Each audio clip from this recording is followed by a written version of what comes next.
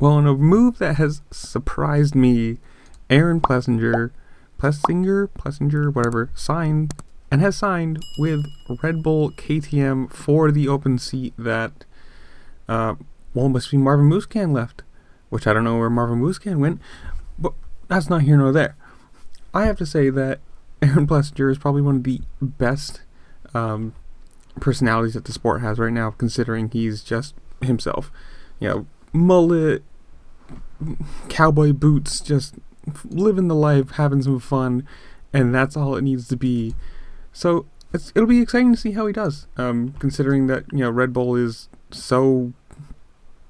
been so dominant, especially in Supercross and outdoors. Cooper Webb, not exactly fast in outdoors, but he came on in the end, and with Plessinger's showing on the Yamaha last year, showing that he had speed and going for podiums and wins, who knows?